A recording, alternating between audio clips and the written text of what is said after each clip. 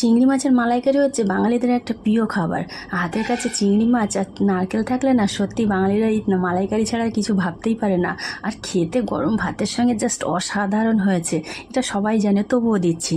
তো হাতের কাছে এরকম বড় বড় চিংড়ি আর নারকেল ছিল।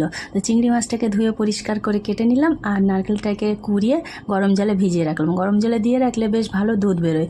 তারপরে চিংড়ি মাছটাকে নুন হলুদ দিয়ে ভালো করে ভেজে নিলাম, নিয়ে তারপর কড়াইতে সর্ষের তেলে একটু জিরে তেজপাতা শুকনো লঙ্কা ফোড়ন দিয়ে পেঁয়াজ বাটা টমেটো বাটা আদা রসুন বাটা ভালো করে আর একটু গুঁড়ো মশলা জিরে গুঁড়ো ধনের গুঁড়ো নুন হলুদ কাশ্মীরি লঙ্কার গুঁড়ো দিয়ে একটু জল দিয়ে ভালো করে কষিয়ে নিলাম। তারপর নারকেলটাকে ছেঁকে দুধ বার করে সেই দুধটাও ঢেলে দিলাম, দিয়ে ফুটে উঠলে একটু চেরা কাঁচা লঙ্কা দিলাম আর চিংড়ি মাছগুলো ভেজে রাখা চিংড়ি মাছগুলো দিয়ে ঢাকা চাপা দিয়ে একটু রান্না করলাম। তারপরে হয়ে গেলে একটু গরম মশলা আর মিষ্টি দিয়ে নামিয়ে নিলাম। গরম ভাতের সঙ্গে জাস্ট ফাটাফাটি হয়েছে, খেতে অসাধারণ।